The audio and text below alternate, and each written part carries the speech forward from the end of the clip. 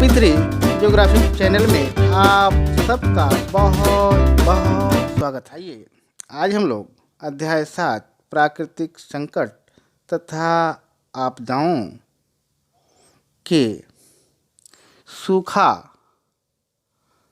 आपदा के बारे में अध्ययन करेंगे। आज हम लोग प्राकृतिक आपदा में से सूखा के बारे में अध्ययन करेंगे। इसके पहले हम लोगों ने भूकंप, सुनामी, उष्णकटिबंधीय चक्रवात और बाढ़ के बारे में हम लोगों ने अध्ययन किया है और आज हम लोग यहाँ पर इसके आगे सूखा प्राकृतिक आपदा के बारे में अध्ययन करेंगे। आइए देखते हैं। सूखा जब किसी क्षेत्र में लंबे समय तक वर्षा जल या धरती में नमी की कमी हो जाती है तो उसे सूखा या अकाल की स्थिति कहा जाता है। सूखा धीमी गति से आने वाली प्राकृतिक आपदा है। सूखा हमें इस बात के लिए पर्याप्त समय देता है कि हम इससे निपटने की पूर्व तैयारी कर सकें तथा इसके हानिकारक प्रभावों को कम कर सकें। भारत, अफ्रीका, दक्षिणी अमेरिका तथा ऑस्ट्रेलिया के कुछ भाग सूखे के प्रमुख क्षेत्र हैं। भारत में राजस्थान, गुजरात, मध्य प्रदेश, आंध्र प्रदेश, पूर्वी उत्तर प्रदेश तथा बिहार सूखा पीड़ित क्षेत्र हैं। आगे हम लोग देखेंगे सूखे के प्रकार। आइए देखते हैं। सूखा एक जटिल प्राकृतिक परिघटना है। इसके प्रमुख प्रकार निम्नलिखित हैं। इसमें पहला है मौसम विज्ञान संबंधी सूखा। यह सूखा वह है जिसमें लंबे समय तक अपर्याप्त वर्षा की स्थिति बनी रहती है। इसका सामयिक तथा स्थानिक वितरण असंतुलित होता है। नेक्स्ट है कृषि सूखा। कृषि सूखा भूमि आर्द्रता सूखा भी कहा जाता है। जिन कृषि क्षेत्रों में मात्र 30% क्षेत्र पर ही सिंचाई की सुविधाएं उपलब्ध हैं, उनमें मिट्टी में आर्द्रता की कमी के कारण फसलें मुरझा जाती हैं। उनसे कम सिंचाई वाले सुविधा के क्षेत्र कृषि सूखा क्षेत्र कहलाते हैं।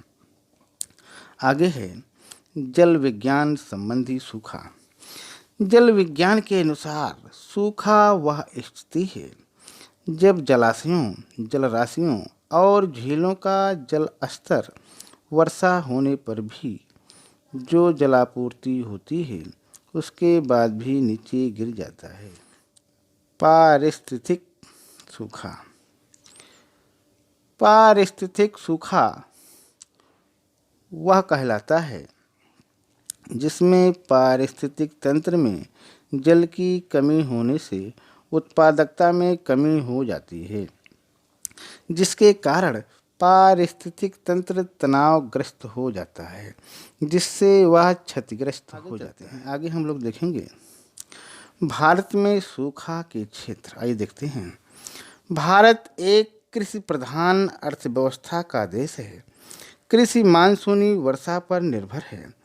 मानसूनी वर्षा बाढ़ और सूखे के दौर लाकर कृषि फसलों को प्रभावित करती है। भारत के भौगोलिक क्षेत्र का 19% भाग तथा जनसंख्या का 12% भाग प्रतिवर्ष सूखे का शिकार बनता है और इस प्रकार से भारत का 30% सूखा आपदा को झेलता है, जिसके प्रभाव से लगभग 5 करोड़ लोग प्रभावित होते हैं। और इस प्रकार से आगे है।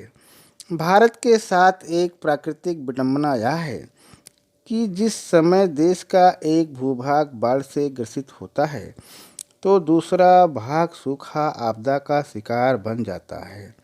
भारत में सूखे का प्रभाव बड़ा व्यापक होता है। अनेक क्षेत्र ऐसे हैं जहां सूखा बार बार पड़ता है।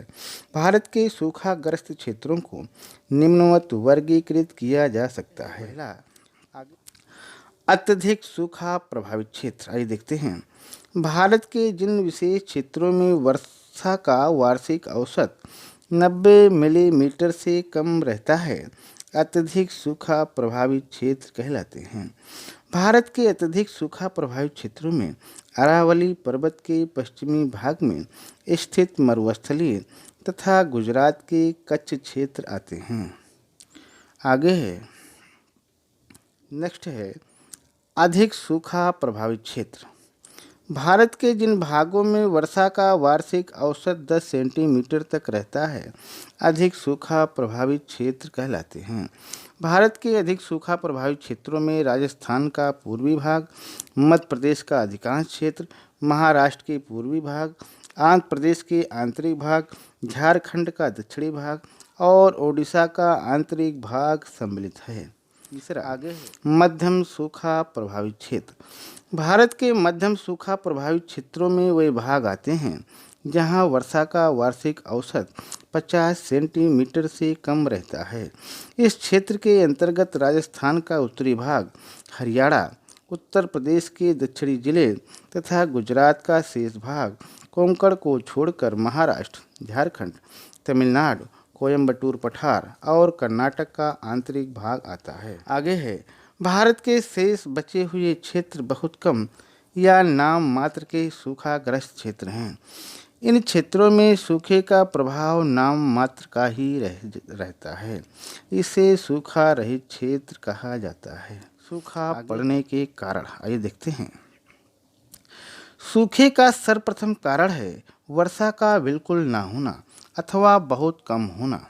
नेक्स्ट है भूमिगत जल का यदि अंधाधुंध प्रयोग किया जाए तो कुएं सूख जाते हैं और पीने का तथा खेतों में सिंचाई का जल न मिलने के कारण सूखे की स्थिति बन जाती है।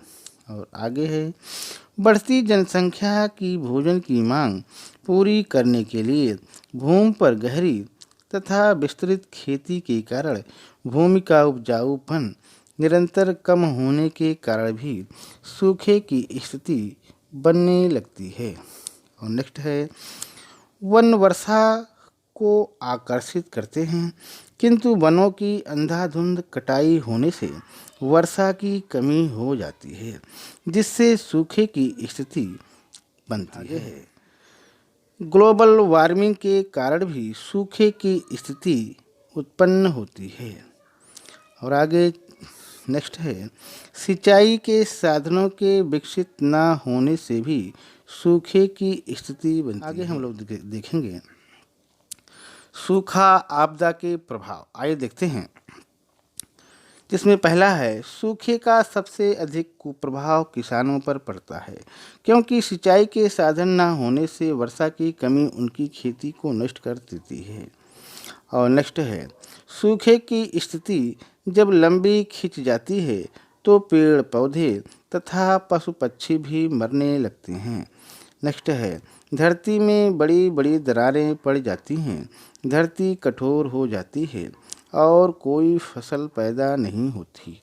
नेक्स्ट है फसल नष्ट हो जाने से किसान का परिवार भूखा मरने की स्थिति में आ जाता है। किसान अपना ऋण नहीं चुका पाता, फलस्वरूप वह आत्महत्या करने पर मजबूर हो जाता है। नेक्स्ट है सूखा पड़ने से अनाज की कमी के कारण गरीब लोग और भूसे व चारे की कमी के कारण पशु बेमौत मरने लगते हैं। अनाज के मूल्य निरंतर बढ़ते चले जाते हैं। आगे है भूसे की कमी व महंगाई के कारण दूध उत्पादन घट जाता है तथा दूध व चाय के दाम भी बढ़ जाते हैं। और नेक्स्ट है सूखा पड़ने से खेतिहर मजदूर रोजगार विहीन हो जाते हैं तथा पलायन करने को विवश हो जाते हैं। नेक्स्ट है मत्स्य उत्पादन व बिजली उत्पादन में कमी हो जाती है। आगे है सूखा आपदा की हानियों से बचने की उपाय। आइए देखते हैं। आमतौर पर ऐसे क्षेत्र तो बहुत कम हैं जहां वर्षा नाम मात्र को भी न होती, तो अधिकतर सूखा उन क्षेत्रों में पड़ता है जहां किसी वर्ष वर्षा बहुत कम होती है या बिल्कुल नहीं होती। और आगे हम लोग देखेंगे कि वर्षा पर हमारा कोई नियंत्रण नहीं है और इस प्रकार से सूखे की स्थिति को भी हम पूरी तरह टाल नहीं सकते। हाँ, निम्नलिखित उपाय अपनाकर हम सूखे के विनाशकारी प्रभावों को कम अवश्य कर सकते हैं। आइए देखते हैं, जिसमें पहला है, जो क्षेत्र सूखे व अकाल से आमतौर पर प्रभावित होते हैं वहाँ छोटे छोटे जलाशय बनाए जाएं, ताकि उनमें वर्षा के दिनों में पानी का संचय या संग्रहण हो सके और उस जल का उपयोग सूखे के दिनों में किया जा सके। नेक्स्ट है, वृक्षारोपण द्वारा हरित क्षेत्रों का निर्माण किया जाए, ताकि अनुकूल वर्षा के दिनों में पानी धरती में रिसकर नीचे चला जाए और भूजल का स्तर ऊंचा हो सके और वह सूखे के दिनों में काम आ सके। नेक्स्ट है, हरित क्षेत्र के निर्माण से वर्षा भी आकर्षित होगी और वर्षा की मात्रा बढ़ेगी। नेक्स्ट है, समीपस्थ वर्षा वाले राज्य से नहरें निकालकर सूखा संभावित क्षेत्रों तक उनका विस्तार किया जाए, ताकि सूखे के दिनों में पानी की कमी ना रहे। उदाहरण के लिए पंजाब के भाखड़ा बांध से निकाली गई इंदिरा नहर ने राजस्थान के 5% सुखाने क्षेत्र को हरा भरा कर दिया है। और आगे है, रेडियो और दूरदर्शन से मौसम संबंधी सूचनाएं बराबर देते रहना चाहिए, ताकि लोग सतर्क रहें। आइए देखते हैं, ये भारत के सूखा प्रभावित क्षेत्र हैं। राजस्थान का जो ये इलाका देख रहे हैं सबसे अधिक डार्क है और गुजरात का उत्तरी पश्चिमी इलाका है, ये सबसे अधिक सूखा प्रभावित क्षेत्र है, या कह लीजिए यहाँ पर प्रचंड सूखा की स्थिति उत्पन्न होती है। और उसके आगे हम लोग चलते हैं, मध्यम सूखा प्रभावित क्षेत्र, जो लाइन खींच करके दिखाया गया है, मुख्य रूप से मध्य प्रदेश का क्षेत्र और महाराष्ट्र, कर्नाटक, तमिलनाडु के कुछ क्षेत्र इसमें आते हैं।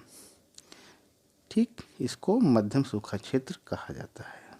ठीक, इसके कुछ क्षेत्र ओडिशा में भी हैं। आगे चलते हैं, आगे है, नेक्स्ट में हम लोग देखेंगे न्यून सूखा, या कह लीजिए जहाँ न्यून सूखा की स्थिति उत्पन्न होती है वो है गुजरात का क्षेत्र और महाराष्ट्र के या मध्य प्रदेश के पश्चिम इलाका है, और उसके बाद राजस्थान के उत्तर पूर्व का क्षेत्र है, मध्य प्रदेश के उत्तर पूर्व का क्षेत्र है। इस क्षेत्रों में न्यून सूखे की स्थिति आती है। आगे है सूखा रहित क्षेत्र। सूखा रहित क्षेत्रों में हम देखेंगे कि जम्मू कश्मीर है, पंजाब है, हरियाणा है, हिमाचल प्रदेश है, उत्तर प्रदेश है, बिहार है और पश्चिम बंगाल है, आसाम है, अरुणाचल प्रदेश है, या कह लीजिए उत्तरी पूर्वी भारत का जो राज्य हैं, और उसके बाद उड़ीसा है, आंध्र प्रदेश का इलाका है, और कर्नाटक, तमिलनाडु में सूखा रहित क्षेत्र पाए जाते हैं। हम लोग देखेंगे, आगे चलते हैं। छठे नंबर पर है, मछुआरे मछलियां पकड़ने दूर समुद्र में न जाएं। और नेक्स्ट है, सातवां नंबर है, लोग समुद्र में सैर के लिए न जाएं। और आठवां है, कुछ ऐसे विश्रामालय बनाए जाने चाहिए जहां संकट के समय तूफान पीड़ित लोगों को भेजा जा सके। और नेक्स्ट है, जो लोग चक्रवाती तूफान से पीड़ित हों उनके इलाज, भोजन तथा अस्थायी निवास की व्यवस्था तत्काल की जानी चाहिए। आगे हम लोग देखेंगे सूखा आपदा के परिणाम। आइए देखते हैं। सूखा आपदा पर्यावरण और समाज दोनों को प्रभावित करती है। इसके परिणाम इस प्रकार हैं, जिसमें पहला है, फसलें नष्ट होने से, अनाज का अभाव होने से अकाल पड़ जाता है। और नेक्स्ट है, हरी फसलें, चारा तथा घास सूख जाने से तृण अकाल पड़ता है। और नेक्स्ट है, मानव प्रवास, पशुओं और मवेशियों की अकाल मौत, पशुओं का पलायन भी इसके अन्य परिणाम हैं। और नेक्स्ट है, दूषित जल पीने से लोग हैजा, आत्रशोथ, हेपेटाइटिस जैसे घातक रोगों के शिकार बन जाते हैं। और इस प्रकार से सारांश में हम कह सकते हैं कि वास्तव में सामाजिक जीवन और पर्यावरण पर सूखे का प्रभाव तात्कालिक एवं दीर्घकालिक दोनों प्रकार का होता है और इसलिए सूखे से निपटने के लिए प्रभावी योजना बनाना नितांत आवश्यक हो जाता है। से आज हम लोगों ने सूखा आपदा के बारे में अध्ययन किया। आज यहीं तक। बहुत बहुत धन्यवाद।